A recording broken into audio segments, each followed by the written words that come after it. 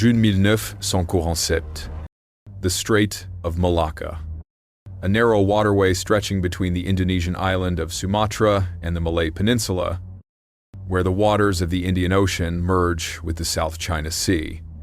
For centuries, this passage has served as one of the world's most vital maritime arteries, a gateway between East and West, where merchant vessels laden with spices, silk, and secrets have sailed since before recorded history.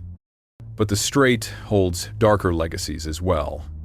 Pirates have haunted these waters since the 14th century, using the countless islets and narrow channels as perfect ambush points. Colonial powers fought bloody battles for control of this strategic choke point. And during the Second World War, these same waters ran red with the blood of sailors as Japanese, British, Dutch, and American warships clashed in desperate combat. Now, 2 years after the war's end, an uneasy peace has settled over Southeast Asia. The tropical sun blazes down from a cloudless sky, heating the ocean surface to a sweltering 40 degrees Celsius. The air shimmers with humidity. Trade has resumed along the ancient routes, and dozens of cargo ships traverse the strait daily, their holds filled with rubber, tin, and timber destined for the rebuilding world. It's a morning like any other. Radio operators aboard vessels scattered across the strait monitor their equipment with practiced routine. British and Dutch listening posts along the coasts of Sumatra and Malaysia maintain their vigil, ears tuned to the crackling frequencies that connect ship to shore, vessel to vessel. Then, without warning, the routine shatters. A distress signal erupts across multiple frequencies. The Morse code transmission crackles through the heavy tropical air. Urgent and desperate, radio operators lean forward, pencils poised, transcribing the dots and dashes that spell out a message from somewhere in the vast expanse of ocean. S.O.S. From Ourang Medan. We float. All officers, including the captain, dead in chart room and on bridge. Probably whole crew dead. The operators freeze, hands hovering over their equipment. Dead? All of them? The message continues. But the Morse code becomes erratic, dissolving into a chaotic stream of dots and dashes that make no sense, as if the sender's hand is trembling uncontrollably on the transmission key. Then, after several seconds of unintelligible noise, two final words come through with crystal clarity. ID. Silence. The frequency goes dead. No further transmissions follow. No clarification. No explanation. Just those two chilling words hanging in the tropical air like a death sentence already carried out. At listening posts across the region, operators stare at their transcriptions in disbelief. They attempt to raise the Ourang Medan on multiple frequencies. They send queries, requests for confirmation, demands for more information. The radio waves carry their questions out across the endless blue, but no answers return. The ship that just moments ago had broadcast its crew's demise now offers only silence. Protocol kicks in immediately. The British and Dutch authorities begin triangulating the source of the transmission, using the signal strength from multiple listening posts to narrow down the vessel's position. The calculations take precious minutes. But finally, they have coordinates. The ship is somewhere in the Strait of Malacca, drifting in the shipping lanes. The nearest vessel is quickly identified. The Silver Star, an American merchant ship, is less than 50 miles from the projected position. Other ships in the vicinity also receive the alert. The city of Baltimore, another American vessel, changes course as well. A rescue operation is launched.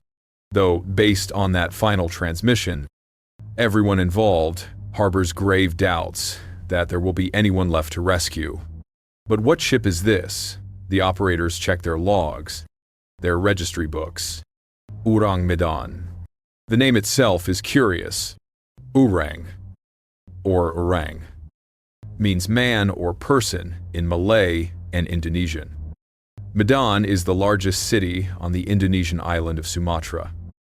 Located not far from the strait itself, Man from Medan, an unusual name for a vessel, suggesting either Indonesian origin or perhaps a ship with close ties to that region. Yet when they search through Lloyd's Register of Ships, the comprehensive international registry that documents virtually every ocean-going vessel in the world, they find nothing.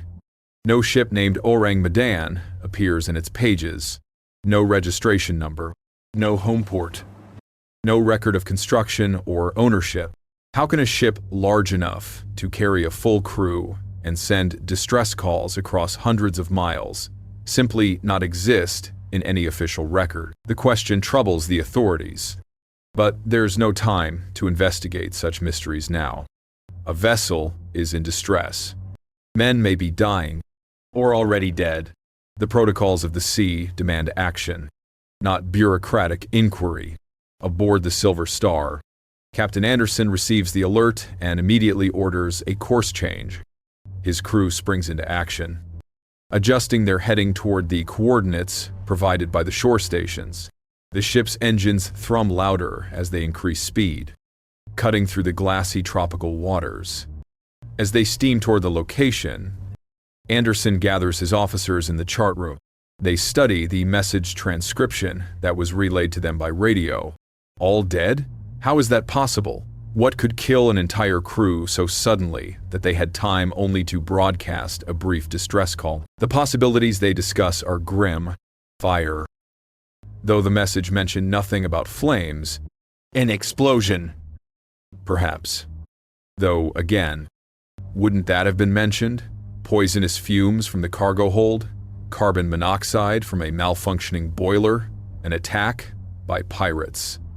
Though piracy has been relatively quiet in these waters since the war ended, or perhaps something else. Something they cannot yet imagine. The tropical sun climbs higher as the Silver Star races toward the coordinates. Hours pass. The crew maintains watch, scanning the horizon for any sign of the vessel. The ocean stretches endlessly in all directions. A vast blue expanse dotted here and there with other distant ships following their own courses. Then, as the afternoon heat reaches its peak, a lookout calls down from the crow's nest. A ship ahead, drifting without power. Even from a distance, something about it seems wrong. It sits too still in the water, listing slightly to starboard. No smoke rises from its stack. No figures move on its decks. As the Silver Star draws closer, Captain Anderson raises his binoculars. The vessel before them is indeed a cargo ship, perhaps 40 years old. Weathered by decades at sea, it flies no flag. The name painted on its bow is just barely visible through the salt spray and rust. Ourang Medan. Anderson orders his ship to slow as they approach. He tries hailing the vessel by megaphone, his voice carrying across the narrow gap of water between the two ships. No response. He has his radio operator send signals on multiple frequencies. Still nothing. The ship drifts in complete silence, as if utterly abandoned, but they can see no signs of damage. No visible fire. No gaping holes in the hull. The vessel appears intact, merely lifeless, like a body from which the soul has fled. Anderson makes his decision. He'll send a boarding party to investigate. If there are survivors, they'll need help. If the crew is truly all dead, as the message claimed, then they need to know what happened. And perhaps most importantly, a drifting ship poses a navigation hazard. They'll need to either tow it to port or at minimum secure it and report its position to the authorities. A team of 8 crewmen volunteers for the boarding party. They lower 2 lifeboats and row across the gap between the vessels. As they draw alongside the Ourang Medan, the silence becomes even more oppressive. No sound comes from the ship, no engine noise, no voices, not even the creak of ropes or the clatter of loose equipment. Just an eerie, absolute quiet, broken only by the gentle lap of waves against the hull. The boarding party secures their boats and climbs aboard using the Jacob's ladder hanging from the Ourang Medan's side. As they pull themselves up onto the deck, something makes them pause. The temperature, despite the blazing sun overhead, despite the 40-degree heat that has them all sweating through their shirts, the moment they step onto the Ourang Medan's deck, a chill runs through them. It's subtle at first, but unmistakable. The air feels wrong, cooler than it should be, as if they've stepped into some pocket of unnatural cold. But there's no time to ponder this strangeness, because immediately they see the first bodies. 3 crewmen lie scattered across the forward deck, sprawled on their backs in the blazing sun. But it's not just their presence that freezes the boarding party in their tracks. It's their faces, eyes wide open, staring directly upward at the pitiless sky, mouths gaping, frozen in expressions that go beyond fear or pain into something that seems almost inhuman. The faces are contorted, teeth bare, facial muscles locked in rictuses that suggest their final moments were filled with unimaginable horror. One of the Silver Star's crew, a veteran of the Pacific War who has seen death in many forms, whispers a single word: Christ. They move forward slowly, calling out, hoping against hope that someone might respond. But each new area they explore reveals only more of the same. Bodies everywhere. On the deck, in the passageways, slumped over equipment, lying in cabins, all of them on their backs, all of them with those same terrible expressions frozen on their faces. In the wheelhouse, they find the captain and his officers. The captain sits at the chart table, his body leaned back in his chair, his face turned toward the ceiling with that same expression of terror. Charts are scattered before him, suggesting he was plotting a course when death came. On the bridge, more officers lie at their posts. The ship's wheel stands unattended, slowly turning with the movement of the sea. In the radio room, they find the radio operator. His hand still rests near the Morse key, as if he had just finished sending that final message. His face bears the same horrified expression as all the others. This man, they realize, was probably the one who tapped out those final words, "I die." They search through the crew quarters, the galley, the engine room. Everywhere. Death. The engineering crew lies scattered throughout the lower decks, their faces frozen in the same terrible masks of horror. And then one of the boarding party makes a discovery that somehow makes the whole scene even more disturbing. The ship's dog, likely a terrier kept aboard for companionship and rat control, lies dead on the deck near the bridge. Its lips are pulled back from its teeth in a snarl, its body stiff, as if it died in the act of growling at something. Even the dog. The boarding party regroups on the main deck, shaken by what they've found. They've seen no signs of violence, no wounds, no indication of a fight or struggle. The bodies show no visible injuries. Whatever killed these men did so without leaving a mark. One of them notices something else, a strange smell permeating the ship. It's faint but distinct, an unusual odor that's difficult to describe. Several of the men compare notes, trying to place it. One describes it as similar to rotten eggs, the sulfurous smell of decay. Another detects something sweeter, almost like bitter almonds. The combination is nauseating and deeply unpleasant. The team leader, a man named Morrison, sends 2 crew members back to report to Captain Anderson, while the rest continue their investigation. They need to check the cargo hold, to see if perhaps some toxic substance, leaked, and poisoned the crew. As Morrison and his remaining men move toward the cargo hatches, they note one more curious detail. One of the ship's lifeboats is missing. The davits are empty. The securing lines cut or released. Did someone escape? Is there a survivor somewhere? Adrift in a lifeboat, waiting to be found? They reach the number 4 cargo hold and begin to open the hatch. The metal is hot to the touch from the sun, almost burning their hands. They work the wheel, loosening the dogs that secure the heavy cover. But before they can fully open it, Morrison notices something. Wisps of smoke, thin and gray, curling up from the gaps around the hatch seal. He freezes, his hand on the wheel. Smoke means fire. Fire in a cargo hold, especially if the cargo includes anything flammable or volatile, means danger. Extreme danger. "Back to the boats!" Morrison shouts. Now, the boarding party doesn't need to be told twice. They run for the side of the ship where their lifeboats are secured. As they scramble down the Jacob's ladder, the smoke from the number 4 hold grows thicker, darker. What started as thin wisps is now billowing up in clouds. They reach their boats and begin rowing back to the Silver Star as fast as they can pull the oars. Behind them, the Ourang Medan sits in the water, smoke now pouring from multiple vents and hatches. The fire is spreading rapidly, far more rapidly than seems natural. The boarding party reaches the Silver Star and is hauled aboard. Captain Anderson immediately orders his ship to back away, to put distance between his vessel and the burning Ourang Medan. Whatever is burning aboard that ship, he wants no part of it.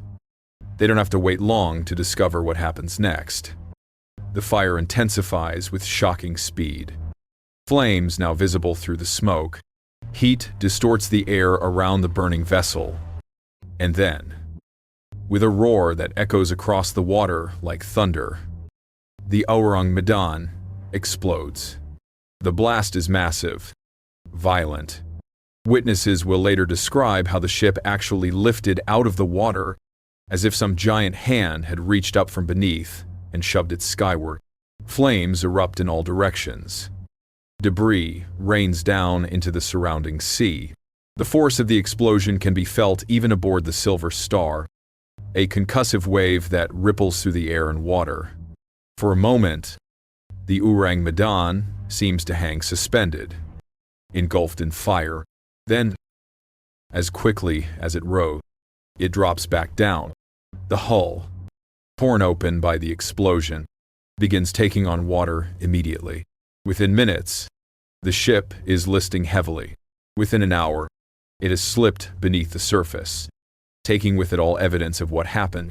All the bodies with their frozen expressions of horror. All potential answers to the mystery. The crew of the Silver Star stands at the rail, watching the spot where the ship disappeared. There's no debris field to speak of. No wreckage floating on the surface. Just bubbles rising from below, marking where the Ourang Medan made its final descent into the depths of the Strait of Malacca. Captain Anderson returns to his chart room and begins writing his report. Though he has no idea how to adequately describe what his crew just witnessed. A ship full of dead men with looks of terror frozen on their faces.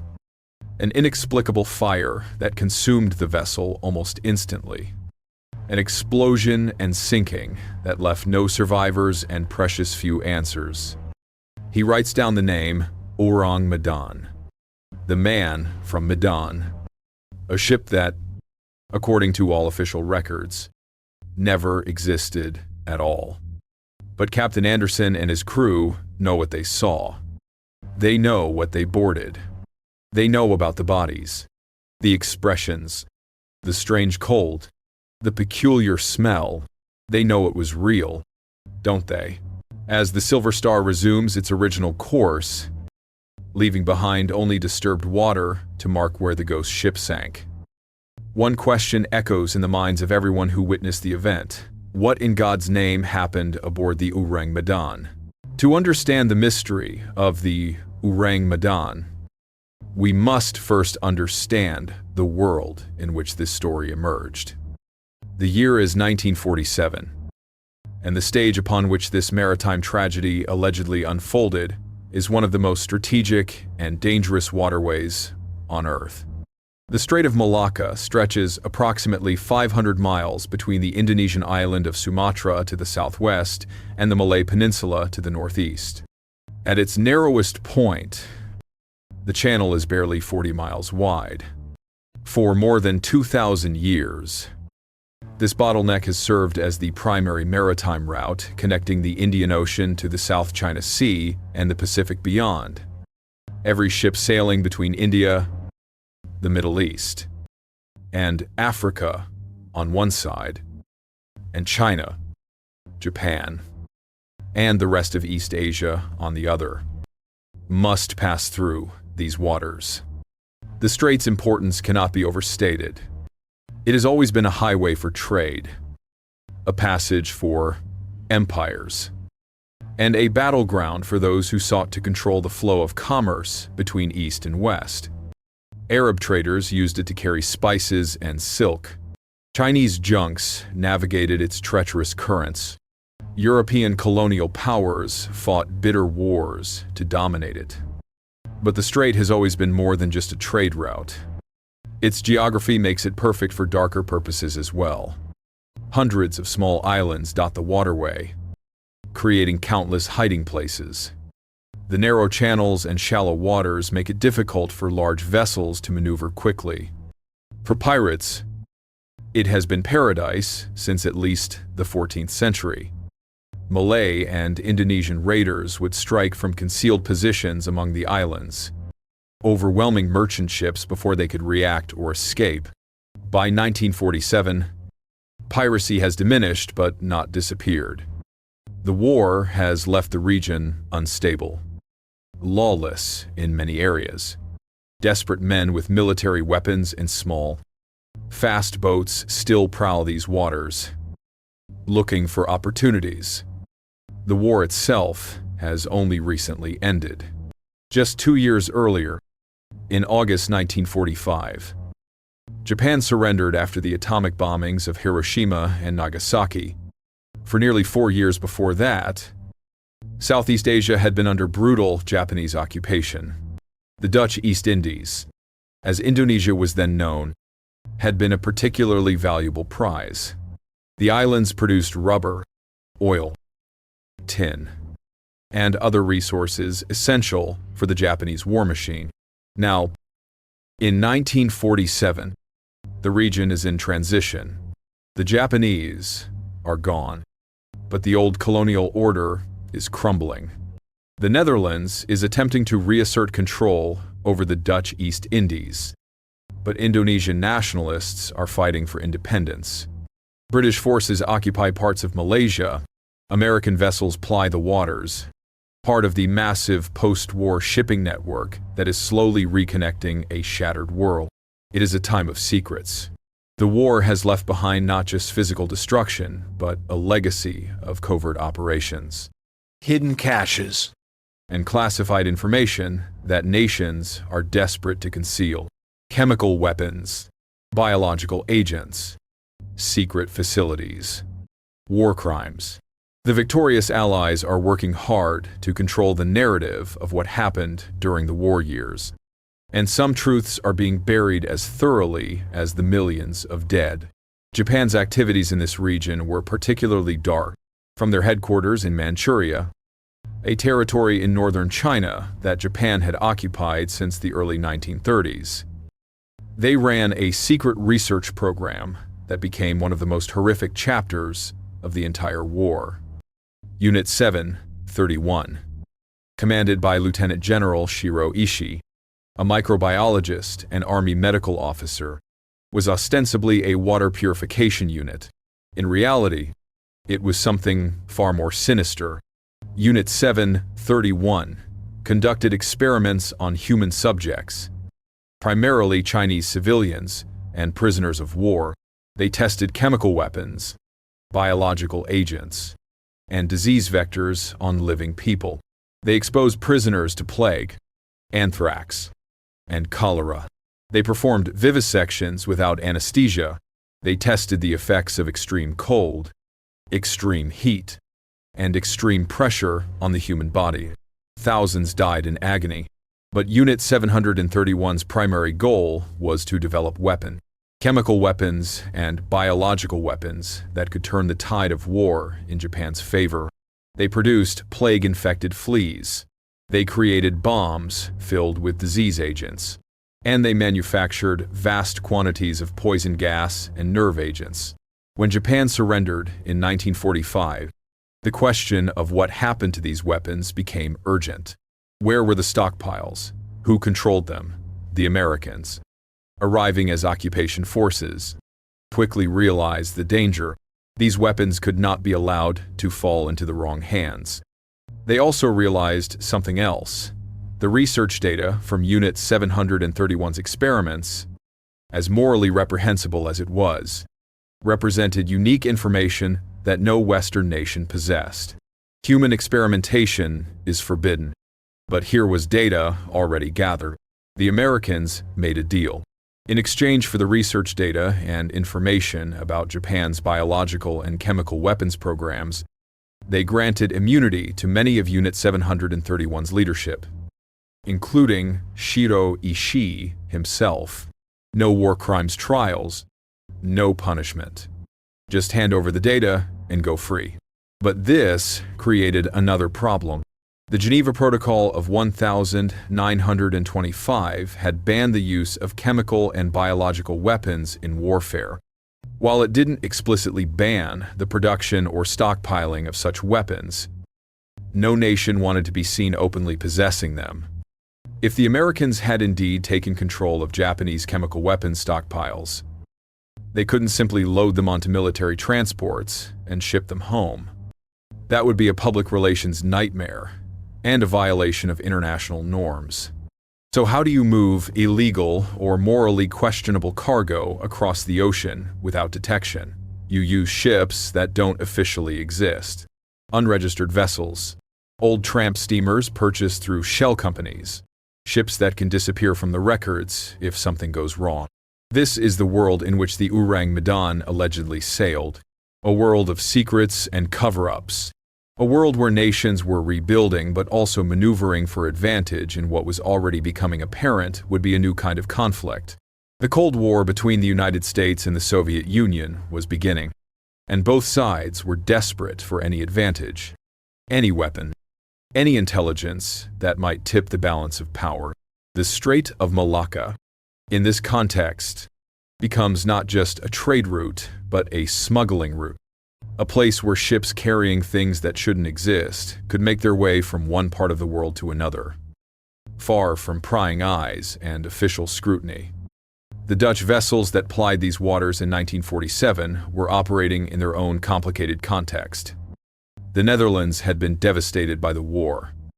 German occupation had left the country nearly bankrupt. The Dutch East Indies, their most valuable colonial possession, was essential for economic recovery. But the colony was in revolt.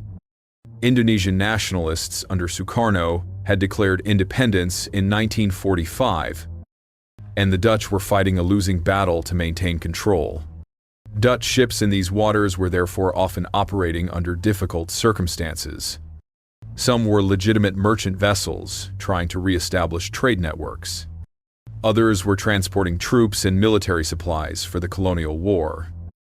And some, perhaps, were engaged in activities that needed to stay hidden from official scrutiny. An unregistered ship, a Dutch name, a route through the Strait of Malacca. If you needed to transport something secret from China to somewhere else, perhaps this is exactly how you would do it. Use a ship that doesn't appear in any registry. Staff it with a crew that wouldn't ask too many questions. Keep the cargo manifest vague or falsified. Move quickly and quietly through one of the world's busiest shipping lanes, where one more cargo ship wouldn't attract particular attention. The climate itself is harsh. The Strait of Malacca lies just a few degrees north of the equator. The heat is oppressive, regularly exceeding 40 degrees Celsius. Humidity hangs heavy in the air, making it difficult to breathe. Sailors in 1947 didn't have the luxury of air conditioning. Below decks, the temperature could climb to unbearable levels. Men worked in sweltering conditions, their clothes soaked with sweat, their bodies pushed to the limits of heat tolerance. These conditions affect everything.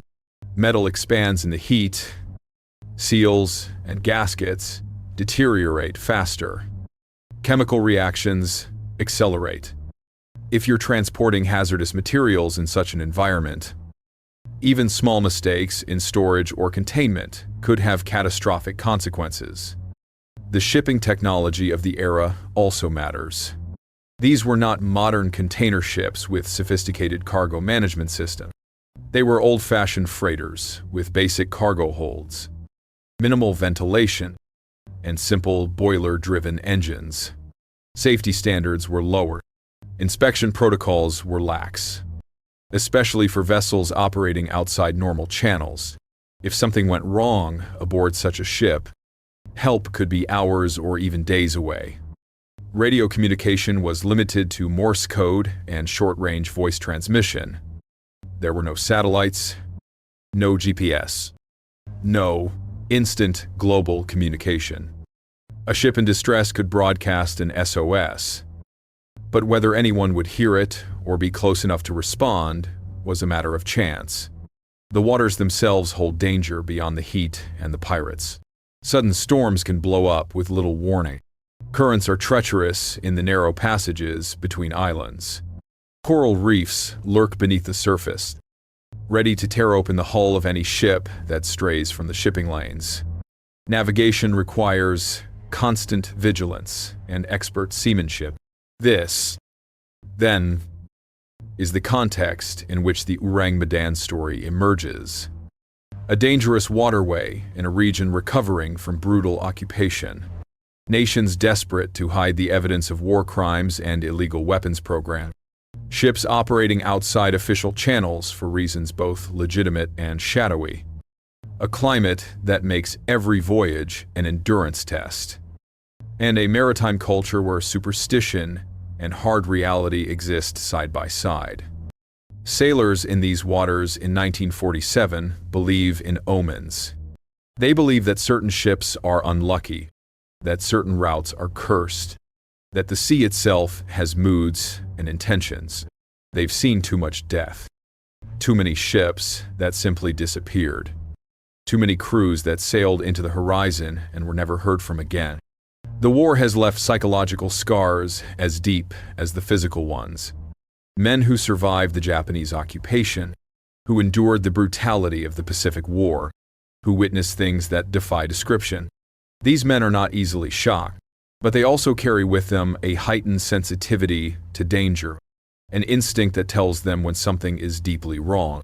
When the crew of the Silver Star encountered the Ourang Medan, they were not naive civilians unfamiliar with death.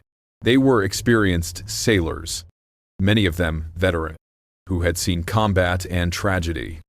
If they were disturbed by what they found aboard that drifting ship, it was because what they witnessed went beyond their considerable experience of human suffering.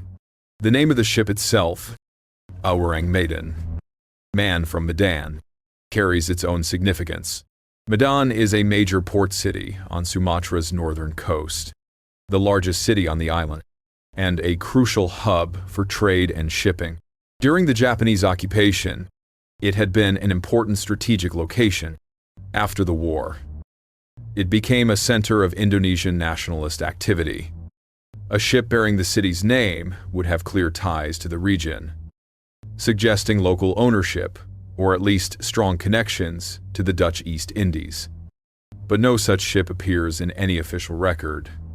Lloyd's Register of Ships, the comprehensive listing maintained in London that documents virtually every commercial vessel in the world, contains no entry for any ship named Ourang Medan. Dutch shipping records show no registration. Port authorities in Medan have no documentation. The ship is a ghost, not just in the sense of being crewed by the dead, but in the sense of never officially existing at all. This absence of documentation is itself significant. In 1947, maritime commerce operates on paperwork.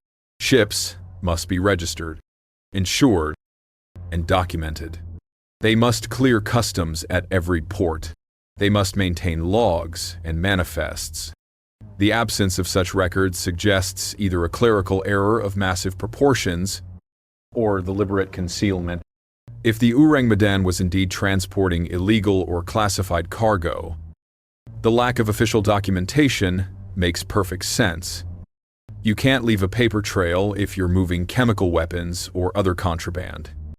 The ship would have been purchased through intermediaries, registered under a false name or not at all, crewed by men who were paid to ask no questions and keep no records. This was not uncommon in the post-war chaos. Many ships operated in legal gray areas. Fortunes were being made and lost in the shadowy world of maritime trade, where a vessel might change names and ownership multiple times, where cargoes could be misdeclared or not declared at all, where the old rules were being rewritten and not everyone was following the new ones. Into this murky world sailed the Ourang Medan, if indeed it sailed at all.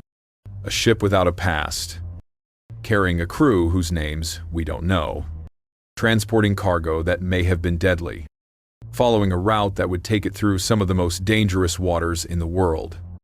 And somewhere on that voyage, something went catastrophically wrong. The story of what happened aboard the Ourang Medan begins, like so many maritime mysteries, with conflicting accounts and uncertain timelines. Depending on which version you examine, the incident occurred in June 1947, or perhaps February 1948, or possibly even earlier. In 1940, the location shifts between versions as well. Some place the ship in the Strait of Malacca, others near the Marshall Islands in the Central Pacific, still others somewhere south of the Solomon Islands. But let us follow the most commonly told version, the one that has captured imaginations for decades and become the foundation of the legend. It is June 1947. The exact date is uncertain, lost to time, or perhaps never properly recorded. The Ourang Medan is somewhere in the Strait of Malacca, that vital waterway between Sumatra and the Malay Peninsula.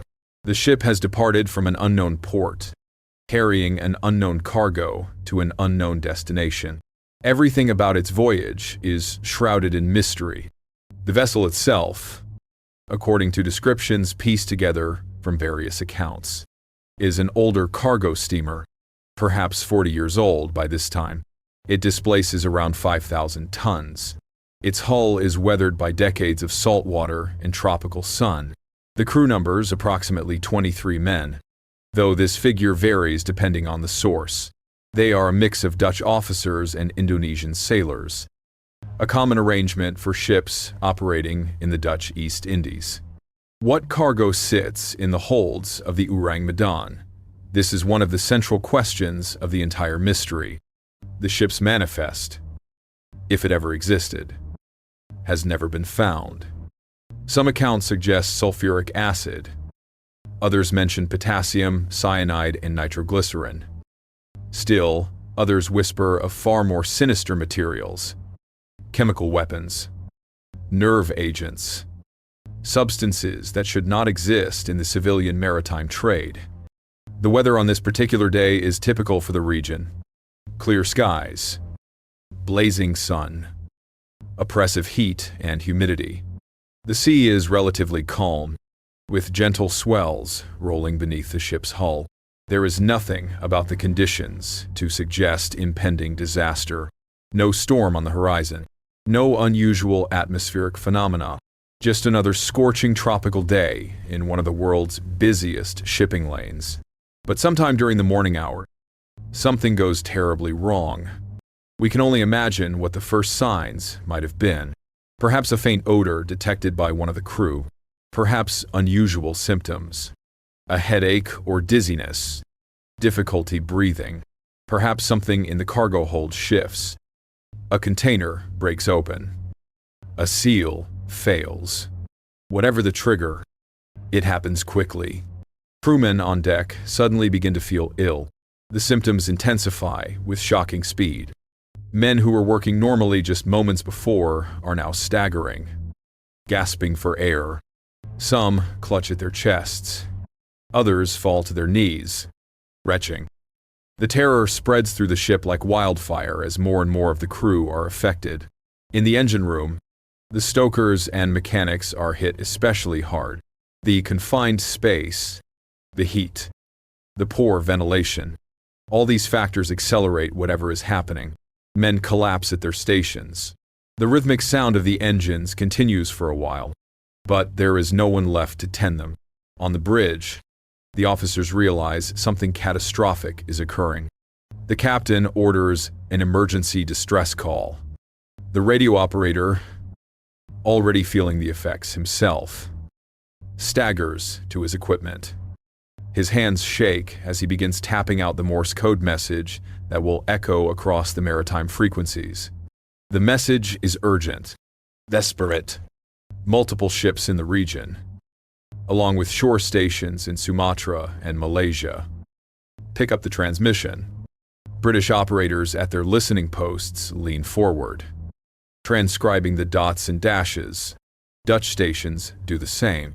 The message they decode sends a chill through everyone who hears it. In some versions of the story, the first message reads, S.O.S. From the steamship Ourang Medan, beg ships with shortwave wireless, get touch, doctor. Urgent. This is followed by another transmission, probable second officer dead. Other members' crew also killed. Disregard medical consultation. S.O.S. Urgent assistance warship. Then, after a pause, comes the most detailed and horrifying message. S.O.S. From Ourang Medan. We float. All officers, including the captain, dead in chart room and on the bridge. Probably whole crew dead. The radio operator's hand is trembling badly now. The Morse code becomes erratic, dissolving into random dots and dashes that make no sense. He is dying as he transmits, struggling to maintain enough control to complete his final duty. His last coherent act is to tap out 2 words. ID. Then silence. The frequency goes dead. No matter how many times the shore stations and nearby vessels attempt to raise the Ourang Medan, there is no response. The ship is adrift somewhere in the strait. Its entire crew apparently dead or dying. The cause unknown. The triangulation begins immediately. Using signal strength from multiple listening posts, operators calculate the approximate position of the distress call. The Silver Star, Captain Anderson commanding, receives word that it is the closest vessel, the city of Baltimore. Another American ship is also in the vicinity and alters course. The race to reach the Ourang Medan begins. The Silver Star steams at full speed toward the coordinates. Hours pass. The tropical sun climbs higher, beating down mercilessly on the ocean. Captain Anderson paces his bridge, wondering what his crew will find when they reach the stricken vessel. The distress message haunts him. All dead. How is that possible? What could kill an entire crew so suddenly? Finally, after what seems like an eternity, a lookout spots the ship. There it is, drifting without power, listing slightly to starboard.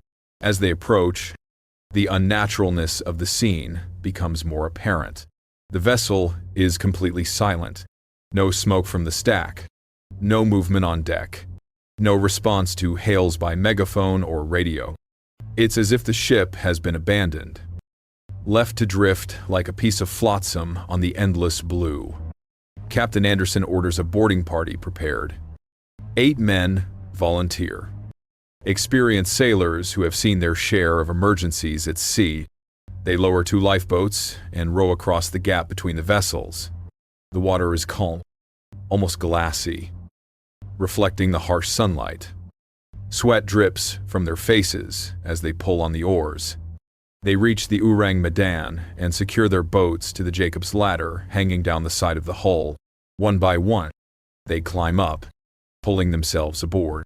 And as they step onto the deck, the first indication that something is deeply wrong washes over them. The cold. It doesn't make sense. The temperature in the open air is well over 40 degrees Celsius. The sun is beating down with tropical intensity. They should be sweltering. But the moment they set foot on the Ourang Medan's deck, they feel a chill. It's not dramatic, not like stepping into a freezer, but it's noticeable, unnatural, wrong. Then they see the first body. A crewman lies on his back near the forward mast, arms flung wide, face turned upward to the sky. But it's his expression that stops the boarding party cold. His eyes are open, staring sightlessly upward. His mouth gapes wide, frozen in what appears to be a scream that never emerged. The facial muscles are contorted, creating an expression that goes beyond fear or pain into something that seems almost inhuman. The teeth are bared, the jaw clenched. It's as if in his final moments, this man witnessed something so terrible that his face locked into this mask of absolute horror. Morrison, the team leader, kneels beside the body. He checks for a pulse, knowing already that he'll find none. The skin is cold to the touch. Despite the blazing sun, there are no visible wounds, no signs of violence. The man's clothing is intact and undisturbed. Whatever killed him left no external marks. The boarding party spreads out, calling into the silent ship, hoping against hope that someone might respond. But as they move through the vessel, they find only more bodies. They're everywhere, on the deck, in the passageways, slumped in doorways. And every single one of them displays that same horrific expression. 3 more sailors lie scattered across the foredeck, all on their backs, all with that terrible rictus frozen on their faces. Their arms are outstretched, fingers splayed, as if they had been reaching for something or trying to ward something off. In the wheelhouse, they find the helmsman dead at his post, hands still near the ship's wheel. His face is turned toward the compass, but his expression suggests he was looking at something far more terrible than navigational instruments. The charts are scattered on the floor around him. The chart room reveals more horror. The captain sits slumped over the navigation table, his body leaned back at an unnatural angle. His eyes stare at the ceiling, wide and unblinking. The charts before him are undisturbed, suggesting he was working normally when death came upon him, suddenly and violently. Near him lie 2 officers, both on their backs, both with those same contorted faces. On the bridge, more officers are found dead at their stations. The second officer, the third officer, the navigator, all of them displaying the same expression of terror. All of them lying in positions that suggest death came without warning. So quickly they had no time to react or try to escape. Morrison's team moves through the crew quarters. Bunks are occupied by dead men. Some appear to have been sleeping when they died, though their faces show they did not die peacefully. Others had been in the act of dressing or preparing for their watch. All of them ended the same way, with that look of unimaginable horror frozen on their features. The galley holds the ship's cook, dead near the stove. The mess deck has several crew members who appear to have been eating or relaxing when death found them. The engine room, accessed by a steep ladder, contains the engineering crew scattered among the machinery. The chief engineer lies beside the main boiler, The stokers are collapsed near the coal bunkers. The greaser is sprawled across the catwalk. And then one of the boarding party makes a discovery that somehow makes the entire scene even more disturbing. Near the bridge, lying on the deck, is the ship's dog. It's a medium-sized terrier, the kind of companion animal that many ships carry to control rats and provide companionship to the crew.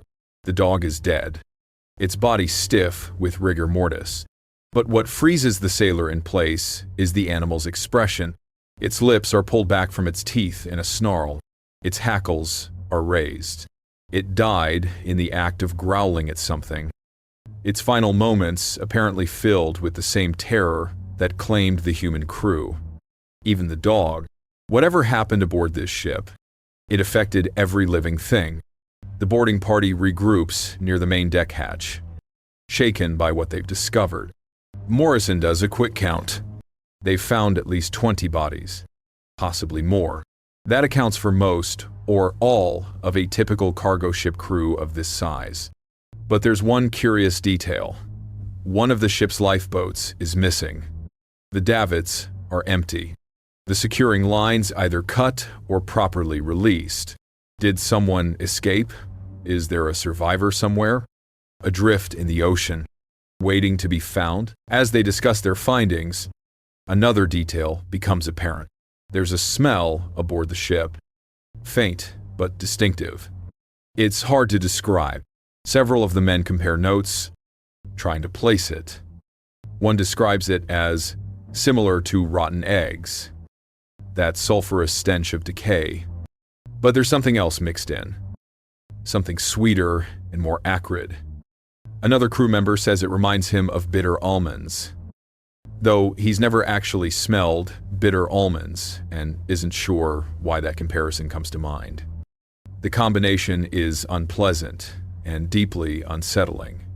It's not the normal smell of a ship, not the usual mix of salt water, diesel fuel, and human occupation. This is something different, something that seems to permeate the very air aboard the vessel. Morrison sends 2 men back to report to Captain Anderson while he and the others continue their investigation. They need to check the cargo holds. Whatever killed this crew, the answer might lie below decks. They make their way aft toward the cargo hatches. The ship has 4 main holds, numbered from bow to stern. The first 3 hatches are secured normally.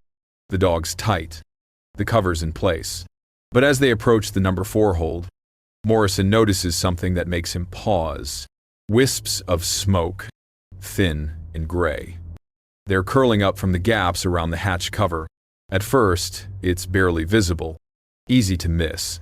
But as he watches, the smoke becomes thicker, more pronounced. Smoke means fire. On a ship, especially an old wooden and steel freighter loaded with unknown cargo. Fire is one of the greatest dangers imaginable.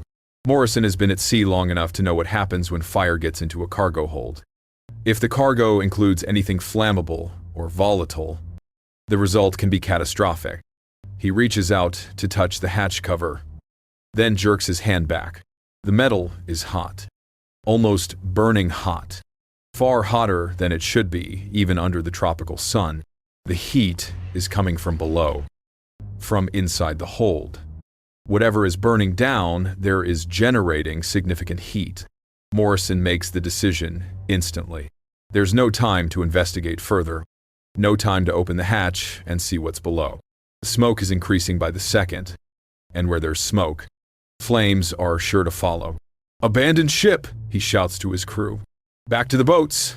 Now, the boarding party doesn't need to be told twice. They've all seen what fire can do to a vessel. They run for the rail, where the Jacob's ladder hangs. Behind them, the smoke from the number 4 hold is now billowing up in thick clouds, dark and acrid. They scramble down the ladder, barely maintaining control in their haste to reach the lifeboats. Hands grab oars and begin pulling away from the Ourang Medan with desperate speed. They want distance, as much distance as they can get, as quickly as possible. Behind them, the smoke continues to pour from multiple vents and hatches now. The fire is spreading through the ship with unnatural speed. Within minutes, the flames are visible through the smoke. The heat grows intense enough that they can feel it even from their boats. Now 50 yards away, and still rowing hard, they reach the Silver Star and are hauled aboard. Gasping and shaken, Captain Anderson immediately orders his ship to back away, to put more distance between his vessel and the burning Ourang Medan. The crew lines the rail, watching the fire consume the ghost ship. The flames spread with shocking rapidity. The entire superstructure is now engulfed. The heat distorts the air, creating shimmering waves. And then, with a roar that echoes across the water like a thunderclap, the Ourang Medan explodes. The blast is enormous, far larger than anyone expected. Witnesses will later describe how the ship actually lifted out of the water, as if an invisible hand had reached underneath and shoved it skyward. The hull rises several feet, flames erupting in all directions, debris flying through the air. The concussive wave ripples outward, hitting the Silver Star with enough force that crew members stagger. For a moment, the Ourang Medan hangs there, suspended impossibly above the waterline, completely engulfed in fire. Then gravity reasserts itself. The ship drops back down with a tremendous splash, but the hull has been torn open by the explosion. Water pours in through massive breaches in the plates. The vessel lists heavily to port, then to starboard, then begins to settle by the stern. The sinking happens quickly. Within minutes, the Ourang Medan's bow rises into the air, the stern already submerged. The crew of the Silver Star watches in silence as the burning wreck tilts further and further vertical. Then, with a final hiss of steam and a groan of tortured metal, the ship slides beneath the surface. Bubbles mark where it disappeared, rising from the depths as air escapes from the sinking hull. Debris floats on the surface, bits of wood and paper and cloth, but there's no substantial wreckage. Nothing that might be salvaged or examined. The explosion and fire have destroyed everything. The bodies with their frozen expressions of horror, the mysterious cargo. Whatever evidence might have explained this tragedy, all of it is gone, settling onto the ocean floor 1,000 meters below. Captain Anderson stands at the rail long after the last bubbles have stopped rising. He's trying to process what his crew just witnessed, trying to find words that might adequately describe it in his log. But how do you document something like this? How do you explain the dead crew with terror frozen on their faces? How do you describe the unnatural cold, the strange smell, the inexplicable fire, the massive explosion, and most troubling of all, how do you file a report about a ship that, according to all official records, never existed in the first place? The faces haunt the survivors of the boarding party for the rest of their lives.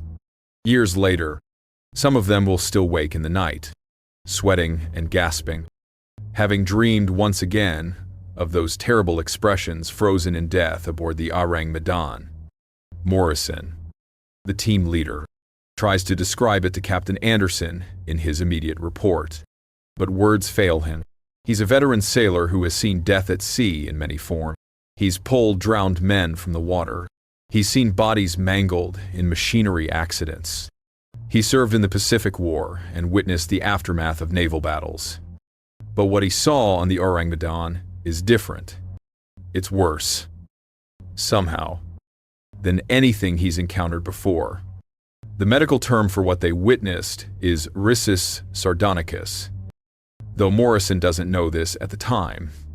In English, it's called the sardonic grin, a grotesque facial expression caused by severe muscle spasms. The jaw clenches tight. The lips pull back from the teeth. The facial muscles contract involuntarily, creating what looks like a terrible grimace or smile. The eyes often bulge or stare. The overall effect is deeply disturbing. as if the person is simultaneously screaming and grinning.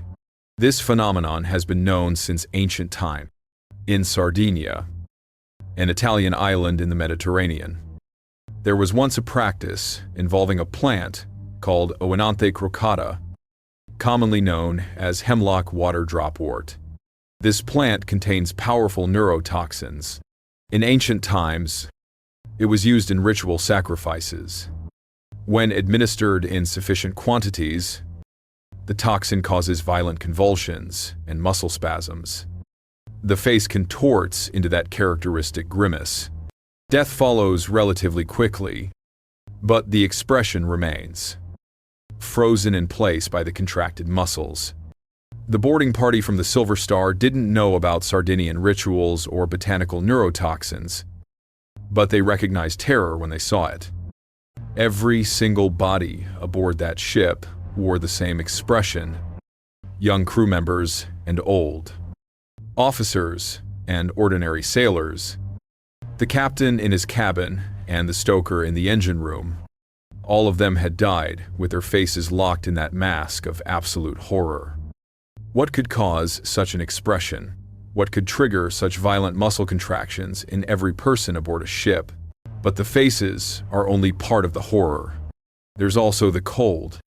Thompson, one of the boarding party members, describes it to his shipmates afterward. The moment his boots touched the deck of the Ourang Medan, he felt it. A chill. Not dramatic. Not freezing. But noticeable. Distinctly cooler than the surrounding air. This makes no sense. The temperature in the Strait of Malacca that day is over 40 degrees Celsius, pushing 110 Fahrenheit. The sun is blazing down from a cloudless sky. The metal surfaces of the ship should be almost too hot to touch.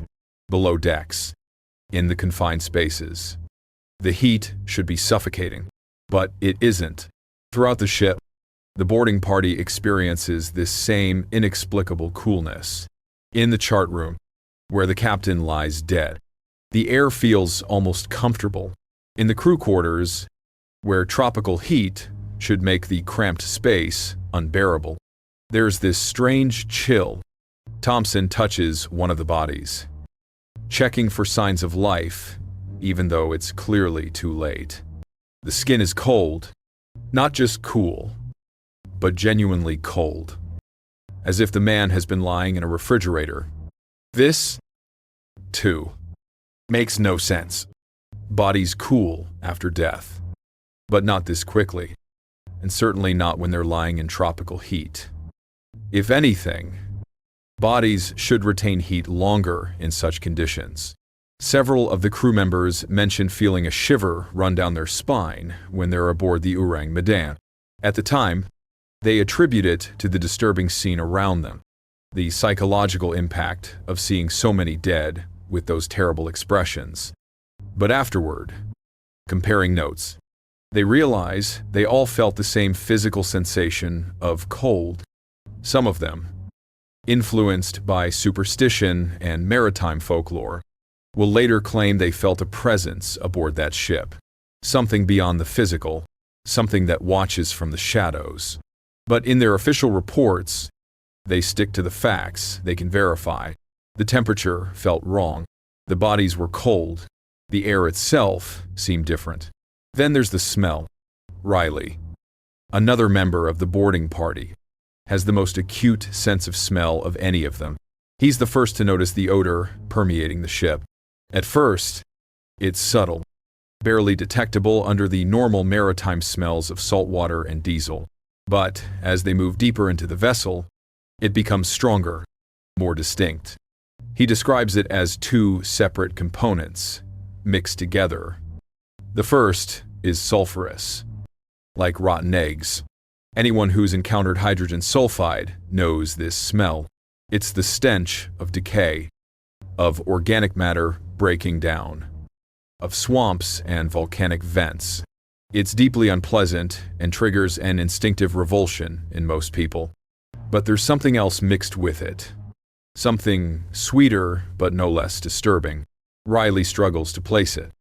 searching his memory for comparison.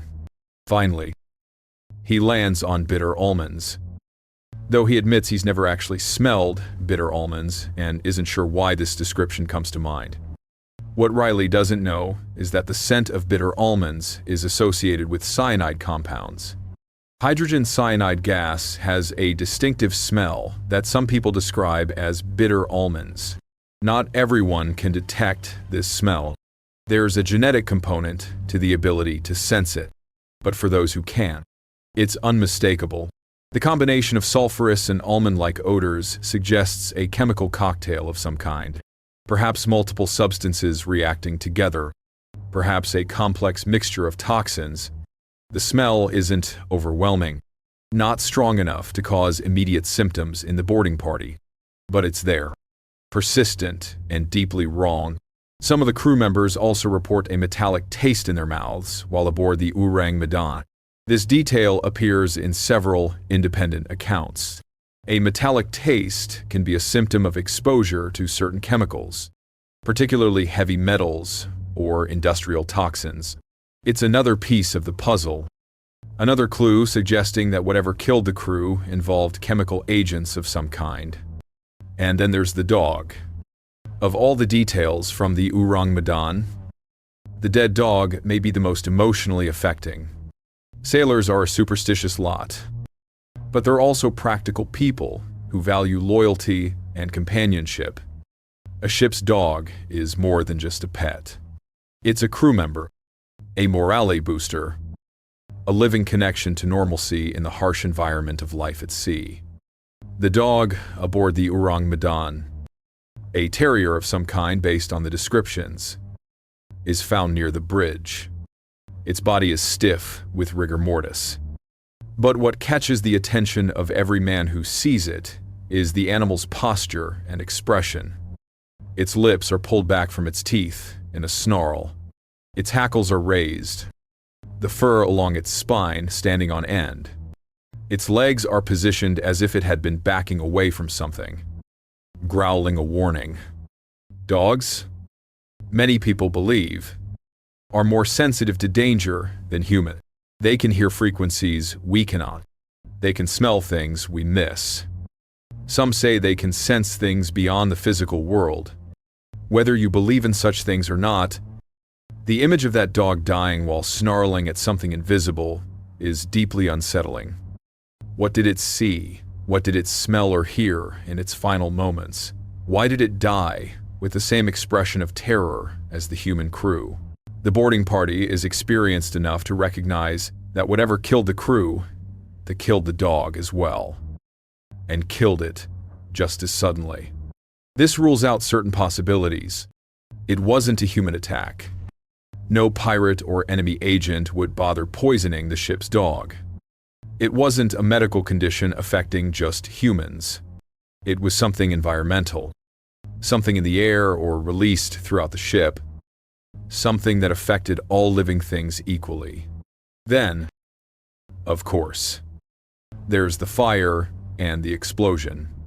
When Morrison first notices the smoke curling up from the No. 4 cargo hold, his immediate thought is that they need to evacuate. Fire aboard a ship is every sailor's nightmare. Wood and rope burn easily. Fuel oil ignites explosively. Even steel can warp and fail in intense heat. And if the cargo includes anything flammable or volatile, the situation can go from dangerous to catastrophic in seconds. But even Morrison, with all his experience, is unprepared for how fast the fire spreads. From the first wisps of smoke to the massive explosion takes less than 15 minutes. This is not normal. Fires aboard ships typically start slow, smoldering in one location before gradually spreading. Crew members usually have time to fight the blaze with hoses and extinguishers. Even when a fire does get out of control, it takes time to engulf an entire vessel. The fire aboard the Ourang Medan behaves differently. It spreads with unnatural speed, as if accelerated by something. Within minutes of Morrison's order to evacuate, flames are visible. Within 5 more minutes, the entire superstructure is burning. The heat is intense enough that the boarding party can feel it from their lifeboats 50 yards away. This suggests several possibilities. Perhaps the cargo hold contained accelerants, chemicals that promote rapid combustion. Perhaps there were pressurized containers that ruptured in the heat, spraying flammable materials throughout the ship. Perhaps the fire reached something highly reactive, triggering a cascade effect. Or perhaps, some will later speculate, the fire was deliberately set. Perhaps whatever killed the crew also included a mechanism to destroy evidence, a delayed fuse, a chemical time bomb, something designed to ensure that no one would ever examine the ship's cargo too closely. The explosion itself is massive, far larger than would be expected from a simple cargo fire. Witnesses aboard the Silver Star describe the Ourang Medan actually lifting out of the water. The hull rises several feet into the air, propelled upward by the force of the blast. This requires an enormous amount of energy, far more than burning wood and rope could generate. What could cause such an explosion? Military ordnance.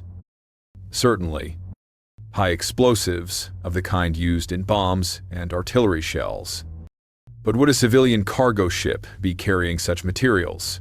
Unlikely, unless it was engaged in arms smuggling or military transport. Nitroglycerin is another possibility. This highly unstable liquid is used in the manufacture of dynamite. It's also extremely sensitive to heat, shock, and friction. If improperly stored, nitroglycerin can detonate spontaneously, especially in hot conditions. A cargo hold full of nitroglycerin would certainly explain the massive explosion. Or perhaps it wasn't the cargo at all. Perhaps the boiler exploded, the heat from the fire causing a catastrophic failure of the pressure vessel. Steam explosions can be tremendously powerful, capable of tearing a ship apart.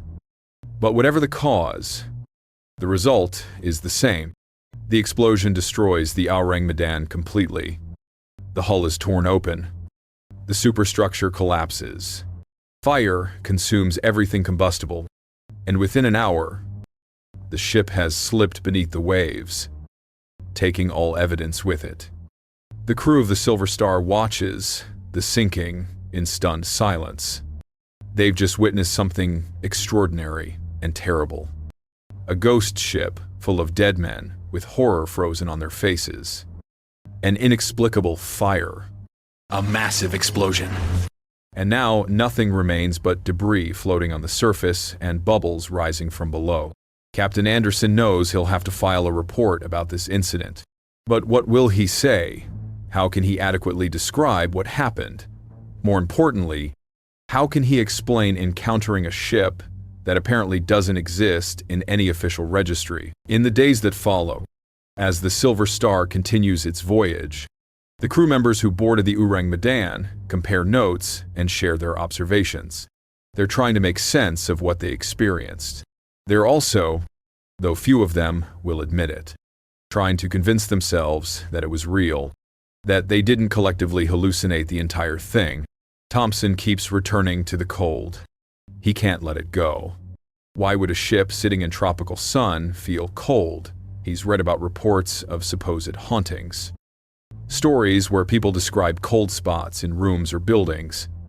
Is that what they experienced? Something paranormal? Riley is fixated on the smell. That combination of sulfur and bitter almonds.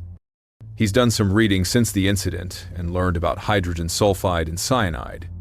Both are deadly in sufficient concentrations. Both could kill quickly. But how did they get aboard the ship? And why didn't the boarding party experience immediate symptoms? Morrison thinks about the faces, those terrible expressions. He's read about muscle spasms caused by certain poisons. He's also read about fear responses, about how extreme terror can cause physical reactions. But he's never heard of fear alone creating such uniform, extreme facial contractions. There must be a physical cause, something chemical or biological. And then there's Jenkins, the youngest member of the boarding party. He doesn't talk much about what he saw, but when he does, he focuses on the dog. He can't get that image out of his head. The animal snarling at something invisible, dying with its hackles raised, ready to defend its crew against a threat it could sense but not fight. What was that threat? What invisible enemy killed every living thing aboard the Ourang Medan? None of them know. And as the days turn to weeks and the weeks to months, they begin to realize they may never know. The ship is gone. The bodies are gone. Whatever cargo it carried is at the bottom of the Strait of Malacca, 1,000 meters down, far beyond any hope of recovery, with 1,947 technology. But the mystery remains, and the questions multiply. If the Ourang Medan doesn't exist in any official records, then what ship did they actually board? If no registry lists a vessel by that name, then whose bodies did they find scattered across that deck? Whose dog died snarling at invisible terrors? And perhaps most disturbing of all, if something aboard that ship was dangerous enough to kill an entire crew in minutes and cause an explosion powerful enough to lift a 5,000-ton vessel out of the water, then who put it there? And why? In the months and years following the alleged incident, researchers, journalists, maritime historians, and amateur investigators have proposed numerous theories to explain what happened aboard the Ourang Medan. Each theory has its proponents and its weaknesses. Each attempts to make sense of the inexplicable. Let us examine them, one by one, and consider what they reveal about both the mystery itself and our need to find rational explanations for the irrational. The first and most widely discussed theory involves chemical weapons, specifically nerve agents. According to this hypothesis, the Ourang Medan was not an ordinary cargo vessel engaged in legitimate trade.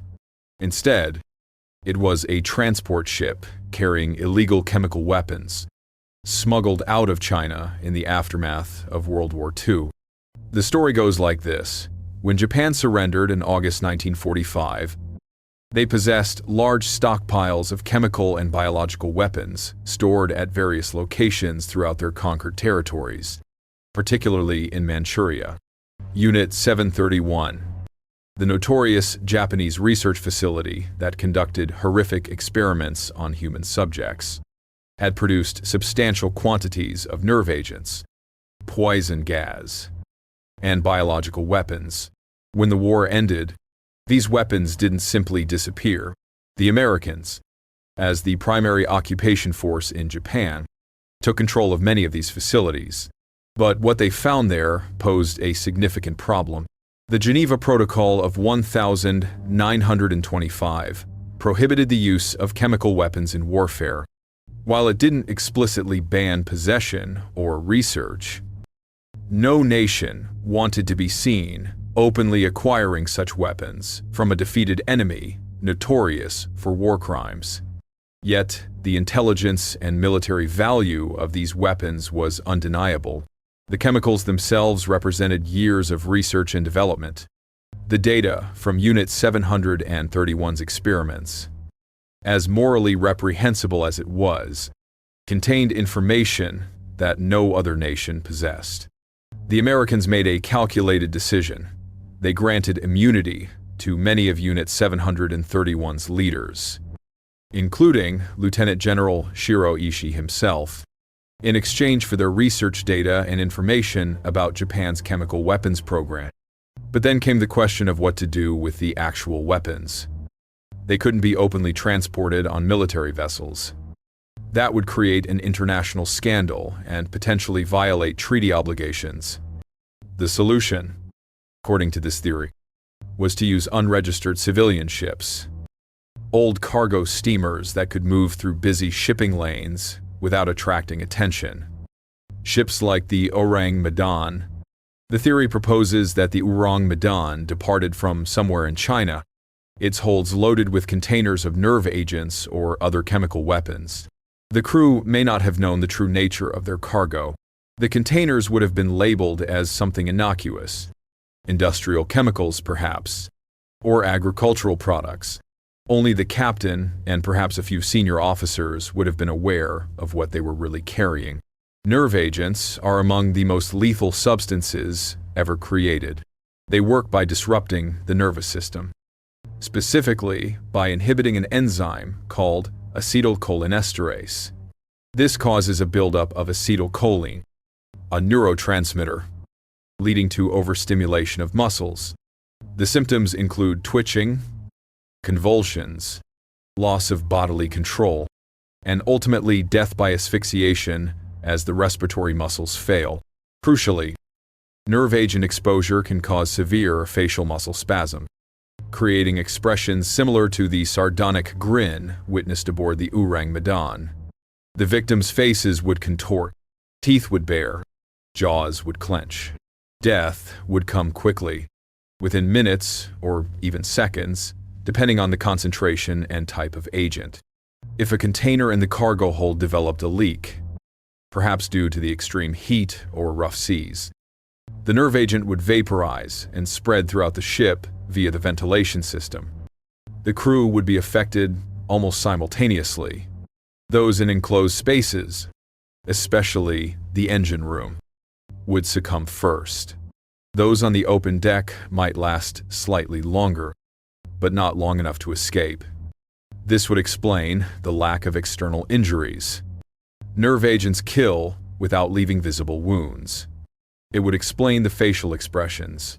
It would explain why the entire crew died so quickly, with just enough time for the radio operator to send a desperate distress call. The explosion and fire could also be explained by this theory. Many chemical weapons are highly reactive. If seawater entered the damaged containers, it could trigger violent chemical reactions, generating heat and potentially explosive gases. Or perhaps the containers themselves were designed with built-in destruct mechanisms, timed to detonate and destroy evidence if the shipment was compromised. The theory gained some credibility from the timing and location. In 1947, the world was entering the Cold War. Both the United States and the Soviet Union were desperate for military advantages, including advanced weapons. The black market for such materials was thriving. The Strait of Malacca, with its heavy shipping traffic and porous colonial administration, would have been an ideal route for smuggling. Moreover, several researchers have pointed to a 1954 German booklet by Otto Mielke titled Das Totenschiff in der Südsee, or Death Ship in the South Sea. This booklet mentions the Ourang Medan and suggests its cargo included a mixture of potassium cyanide and nitroglycerin. While neither of these is technically a nerve agent, both are deadly chemicals. Potassium cyanide releases hydrogen cyanide gas, which interferes with cellular respiration and can kill in minutes. The smell of bitter almonds reported by the boarding party is consistent with cyanide compounds.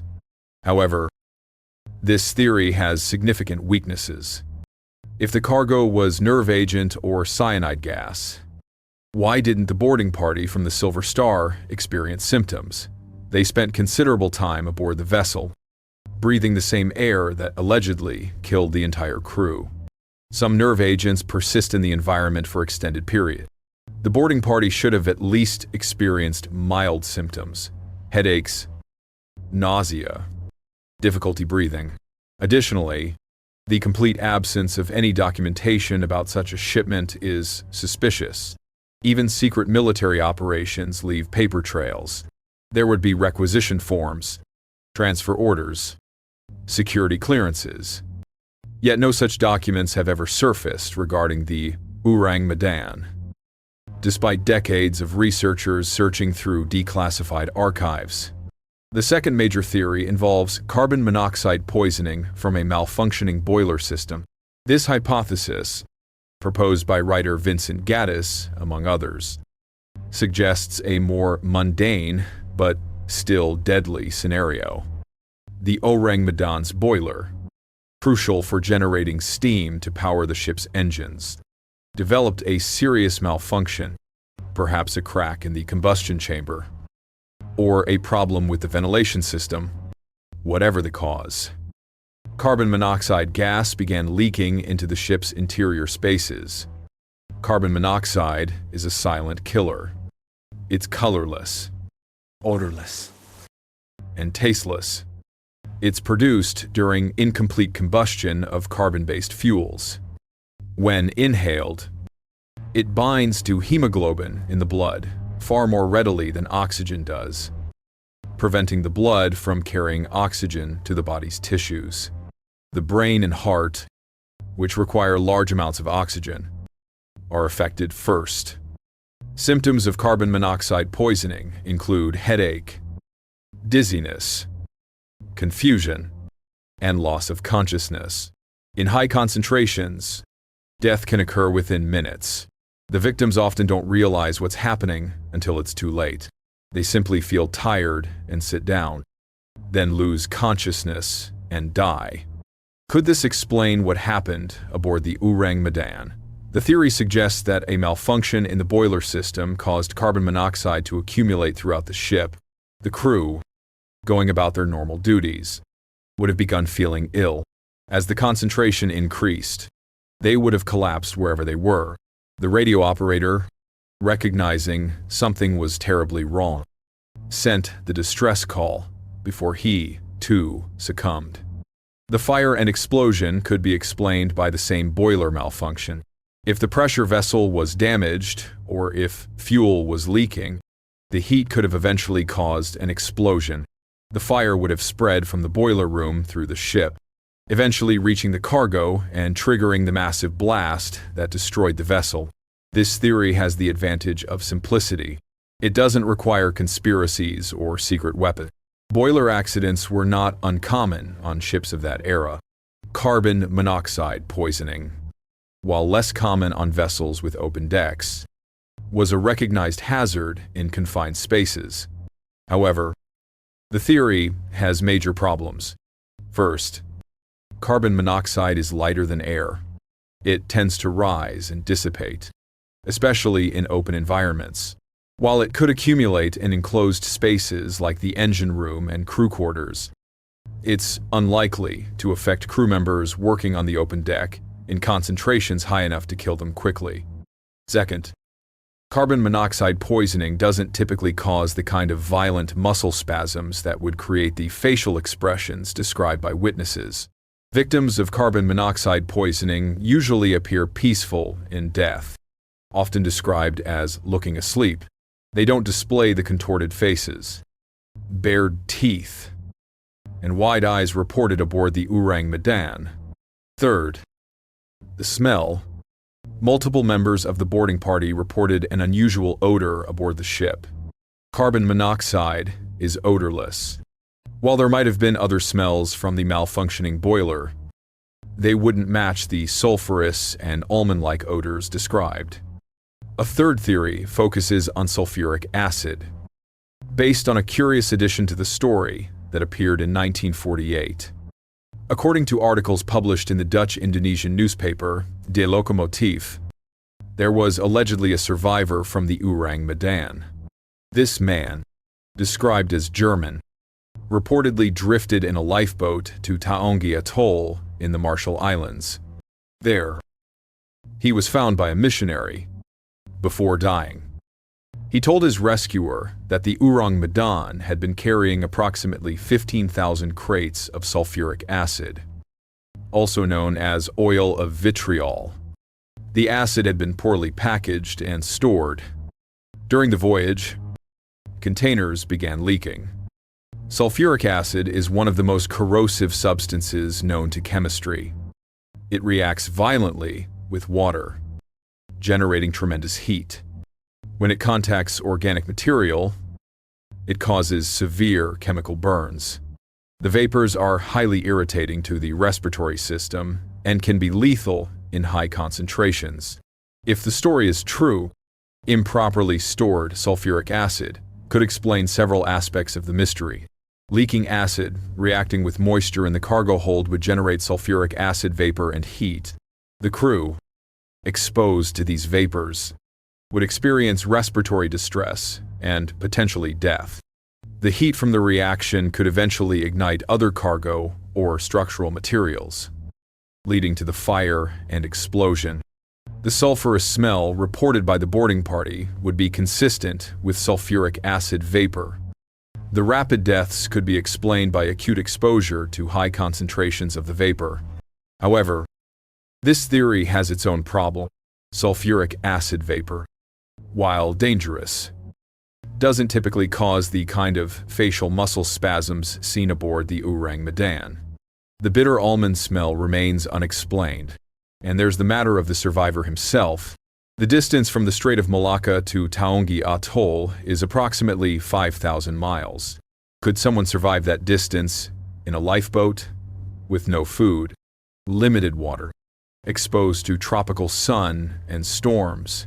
The journey would take weeks at minimum, possibly months. The odds of survival are astronomically low. Moreover, no other evidence supports the survivor's existence. The missionary who allegedly heard his story has never been identified. No grave has been found. No records from the Marshall Islands mention such an incident. It's entirely possible that this part of the story was fabricated, added to make the tale more dramatic and mysterious. Then there are the supernatural theories, which we must consider not because they're scientifically credible, but because they've become part of the Ourang Medan legend. The unexplained cold aboard a ship sitting in tropical heat, the dog dying while snarling at something invisible, the expressions of absolute terror on every face. These details have led some to propose paranormal explanations. Perhaps the ship was haunted. Perhaps some malevolent entity boarded the vessel and killed the crew. Perhaps the cargo included something that attracted dark forces. Perhaps the Strait of Malacca itself, with its long history of death and violence, is a place where the veil between worlds is thin. Maritime folklore is full of ghost ship stories. The Flying Dutchman, the Mary Celeste, the Carol A. Deering. Sailors have always been superstitious, and for good reason. The ocean is vast, mysterious, and dangerous. Things happen at sea that defy easy explanation. Ships disappear. Crews vanish. Strange phenomena are observed. The supernatural explanation for the Ourang Medan suggests that the crew encountered something beyond human understanding. Something that killed them with fear itself, stopping their hearts and freezing their faces in expressions of ultimate terror. Something that left behind an aura of cold and wrongness that the boarding party could feel. There's no scientific evidence for such theories, of course, but they persist because they tap into something deep in human psychology. Our fear of the unknown. Our suspicion that there are forces in the universe we don't understand and can't control. Our need to believe that extreme evil or extreme horror must have a source beyond the merely physical. Pirates represent another theory, grounded in the Strait of Malacca's long history of maritime crime. Perhaps the Ourang Medan was attacked by pirates.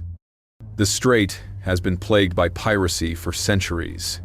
Even in 1947, with increased naval patrols, pirates still operated in the region. They typically targeted cargo ships, looking for valuable goods they could steal and sell on the black market. But the piracy theory has obvious problems. If pirates attacked, where are the wounds? Why was the cargo untouched?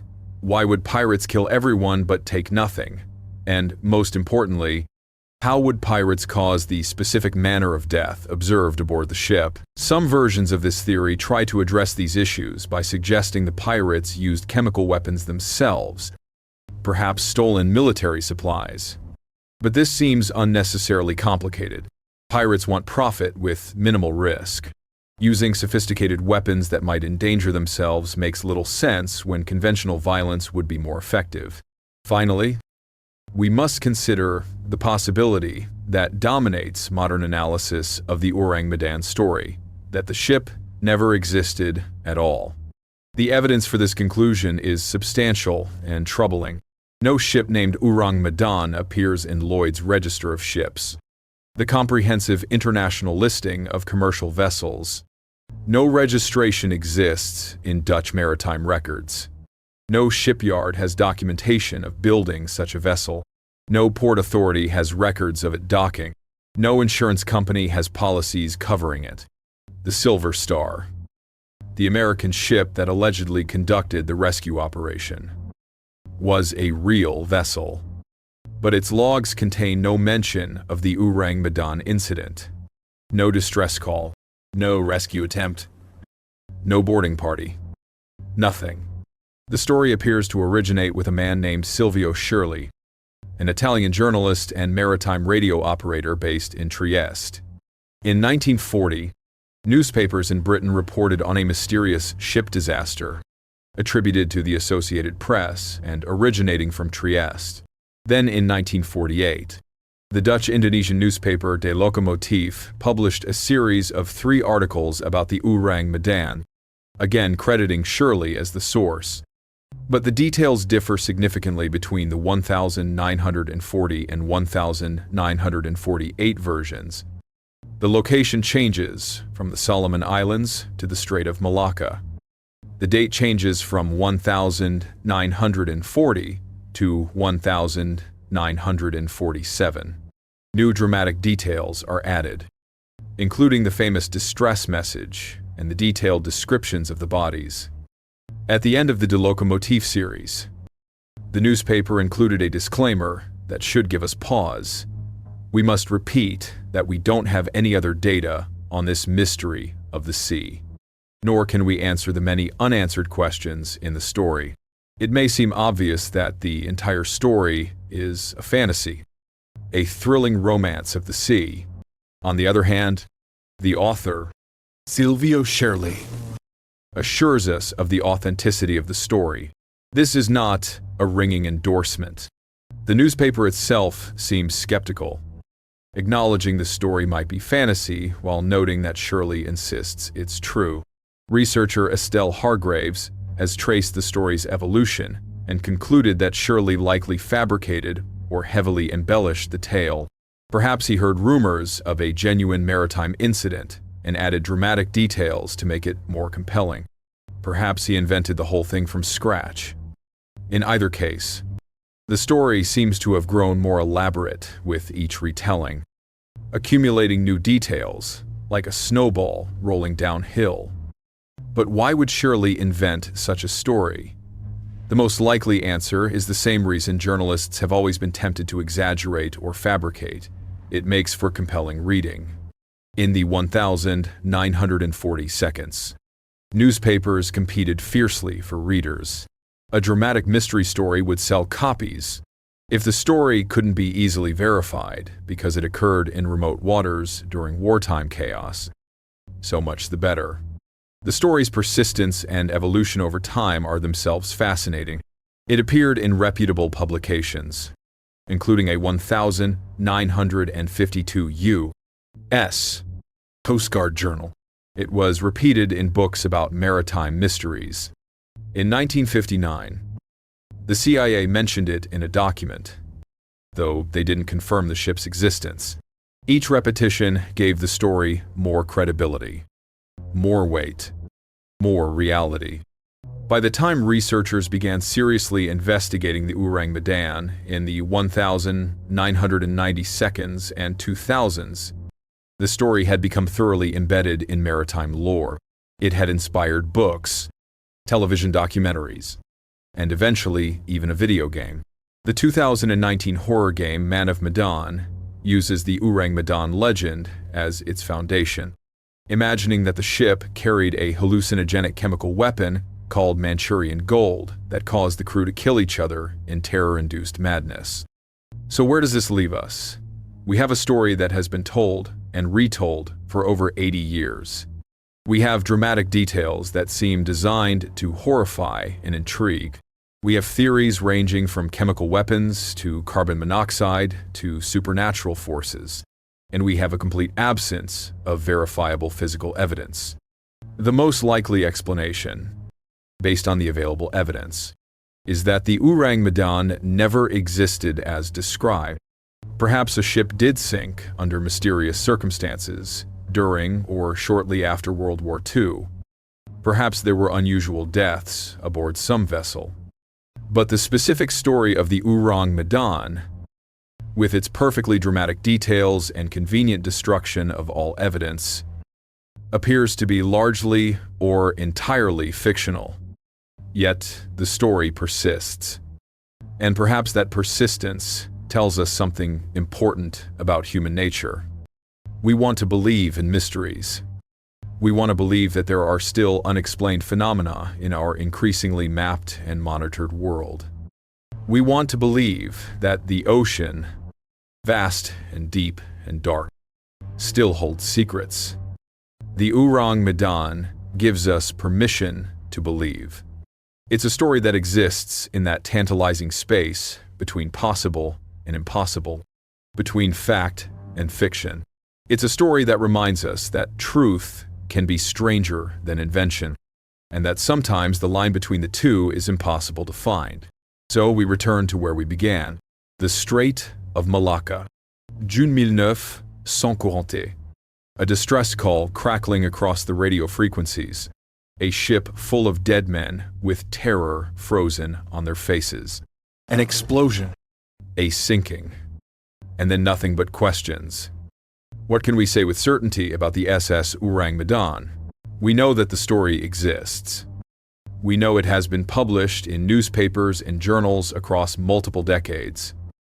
From 1940 to the present day. We know that respectable publications, including the U.S. Coast Guard's proceedings of the Merchant Marine Council, have repeated the tale. We know that the CIA referenced it in a 1959 document, though they offered no confirmation of the ship's existence. We know that no physical evidence has ever been found. No wreckage has been located on the ocean floor. No bodies were recovered. No cargo was salvaged. The ship itself, if it existed, has left no trace in any official maritime registry. No footprint in the comprehensive records that document nearly every commercial vessel that has ever sailed. We know that the story has evolved over time. Details have been added. Locations have shifted. Dates have changed. The tale that emerged in 1940 differs significantly from the version told in 1948, which differs again from the elaborated accounts that appeared in later decades. And we know that despite the lack of evidence, despite the contradictions and impossibilities, the story of the Ourang Medan has survived. It has become one of the most enduring maritime mysteries of the 20th century. A legend that refuses to die. But what does it mean? What is this story really about? Perhaps it's about the secrets nations keep. The aftermath of World War II was a time of moral compromise and pragmatic calculation. The United States granted immunity to Japanese war criminals in exchange for research data. Chemical and biological weapons were moved, hidden, or destroyed in ways that left no official record. Ships that shouldn't exist transported cargo that couldn't be acknowledged through waters where questions weren't asked too loudly. In this reading, the Ourang Medan represents all those operations that occurred in the shadows. Perhaps there really was a ship, though not by that name, carrying something it shouldn't have been carrying. Perhaps something did go catastrophically wrong, and perhaps the subsequent cover-up was so thorough that the truth was buried beneath layers of denial and misdirection, leaving only whispers and rumors that eventually coalesced into legend. If this is true, then the Ourang Medan is a ghost ship in more ways than one, not just crewed by the dead, but erased from existence by those who needed the truth to disappear. The lack of documentation wouldn't be an accident or an oversight. It would be deliberate, systematic. complete.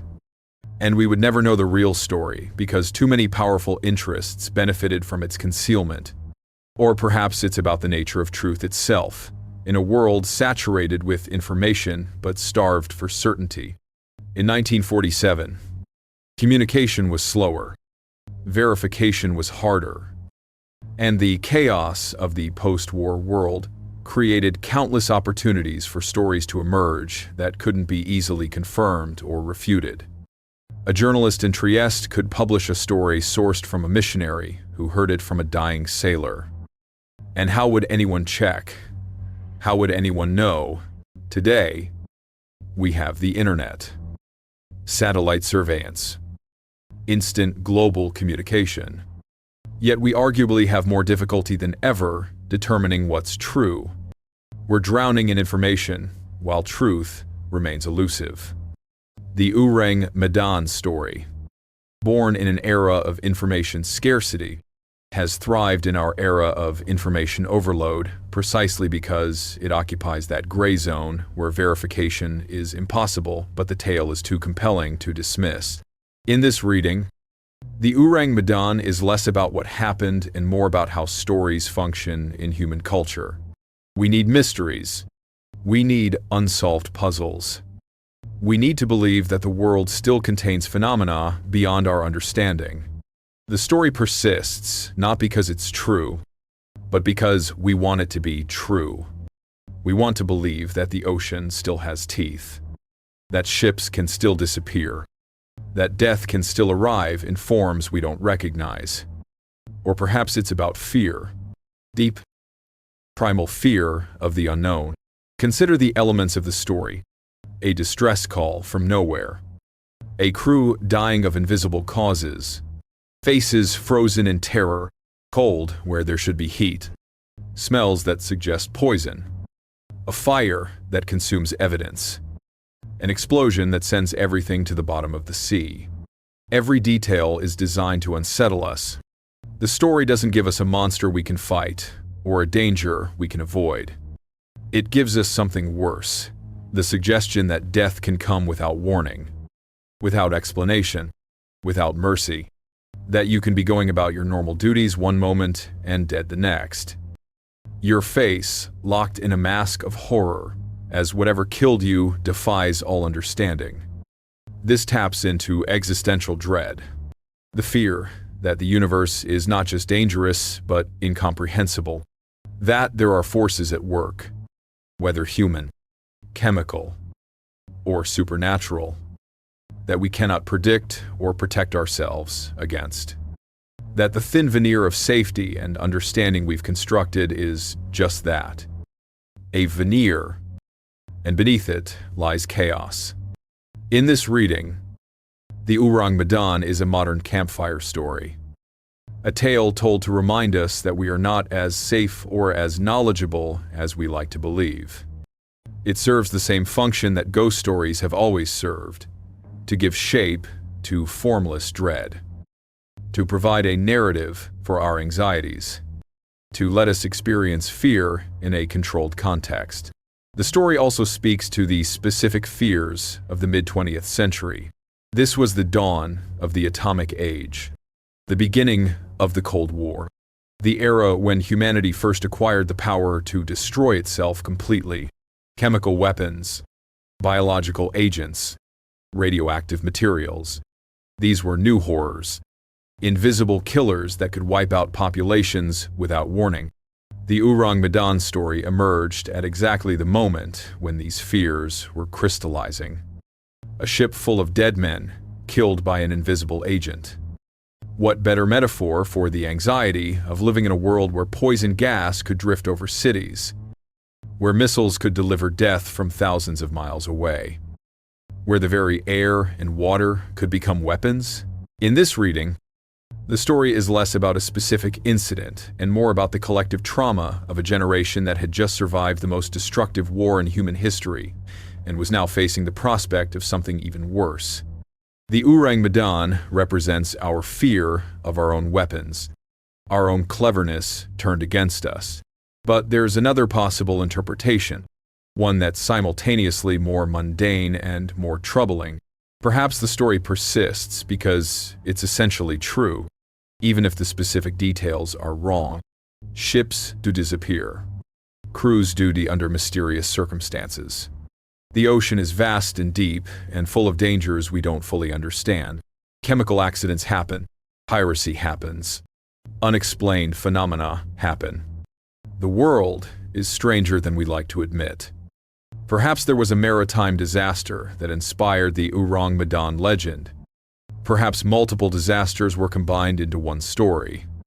Perhaps Silvio Shirley heard genuine reports of something terrible and tried to piece together a coherent narrative from fragmentary information.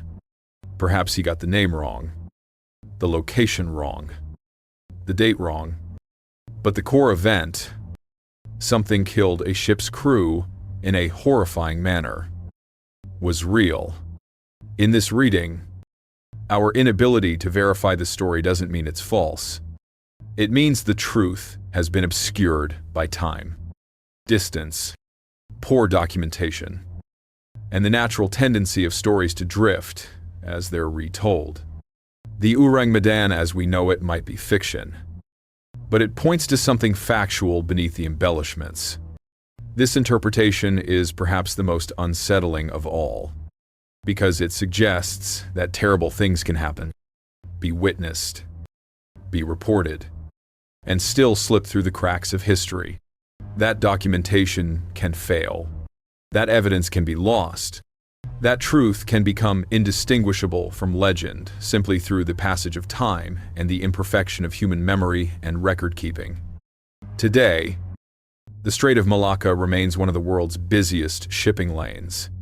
Hundreds of vessels pass through it every day, carrying cargo between the continents. Modern ships have GPS, satellite communications, sophisticated safety system. The chances of a vessel simply disappearing are vastly reduced compared to 1,947. And yet, ships still sink. Crews still die. Mysteries still occur. In 2014, Malaysia Airlines Flight 370 vanished somewhere over the Indian Ocean, not far from the Strait of Malacca.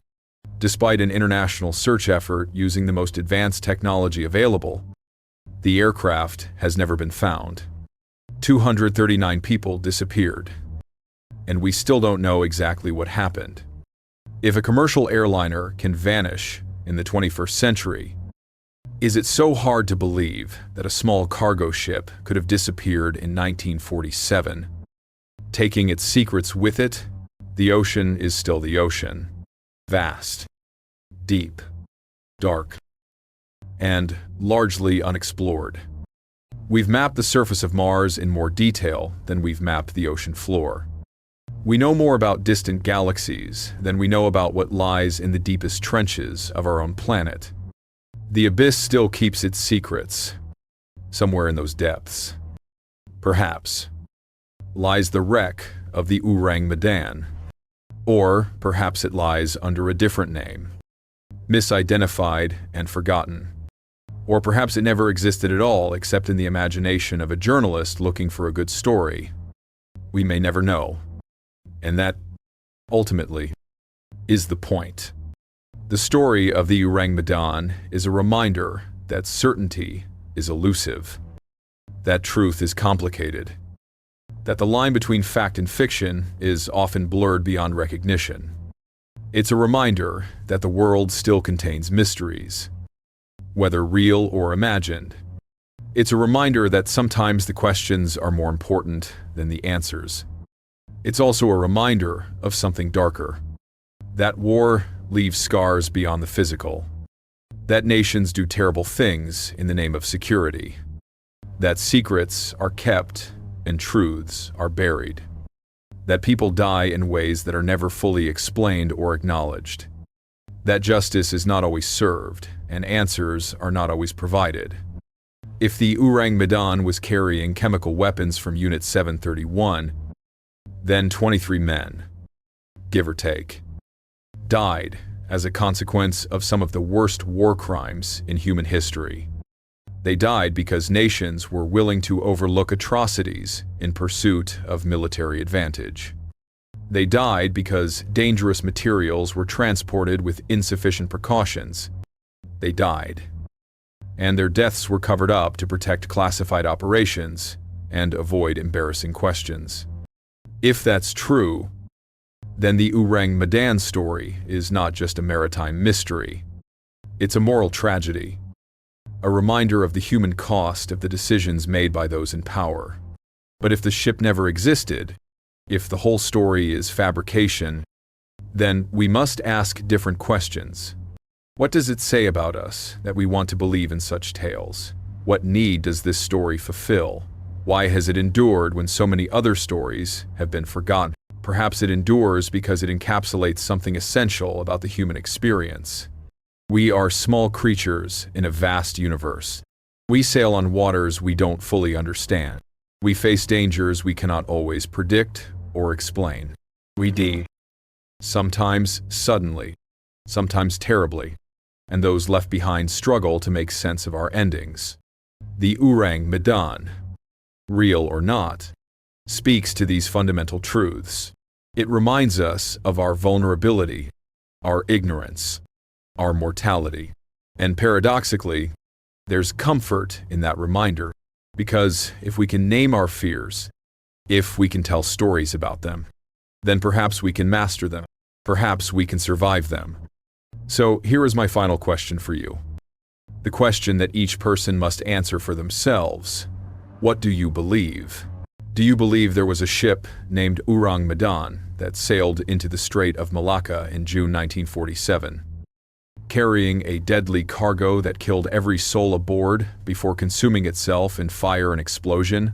Do you believe the story is a fabrication, an entertaining lie that has taken on a life of its own through repetition and elaboration?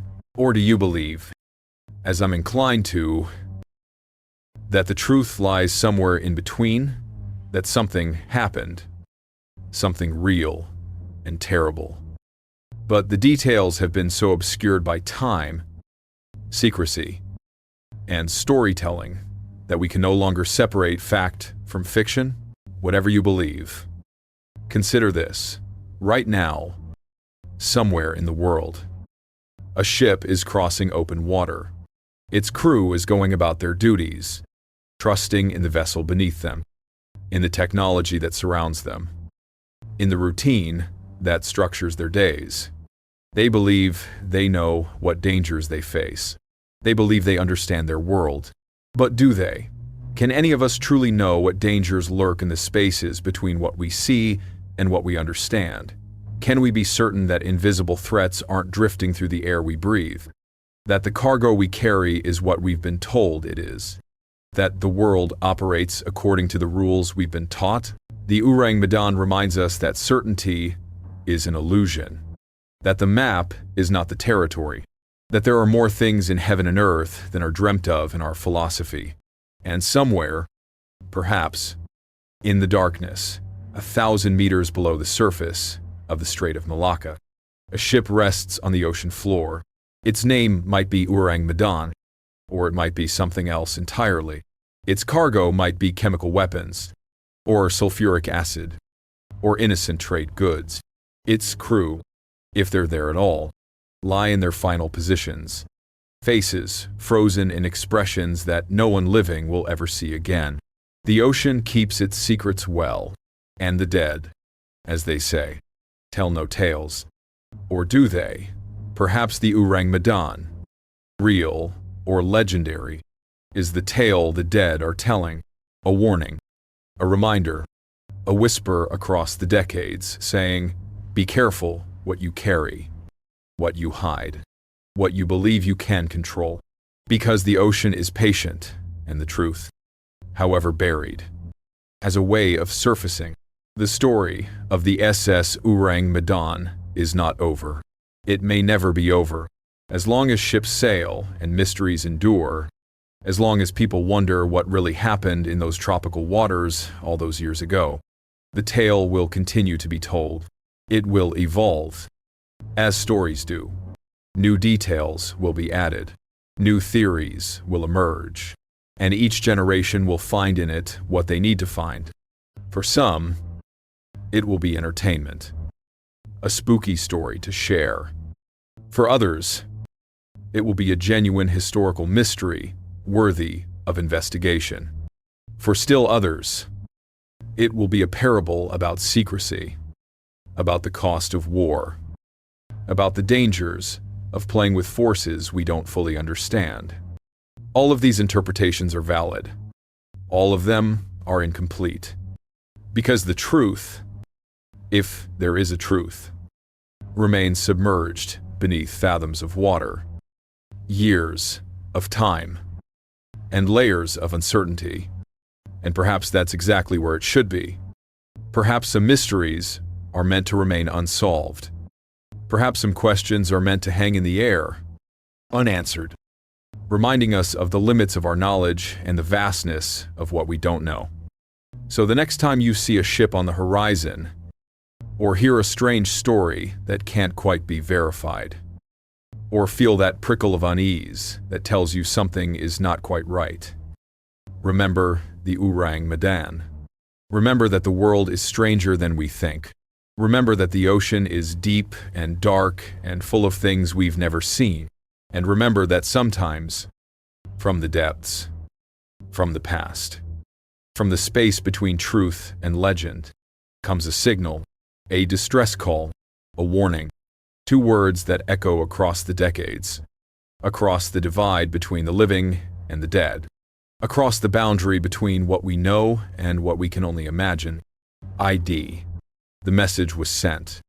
Whether anyone was truly there to send it, whether the ship that broadcast it ever existed, whether the story is history or myth, these questions remain open.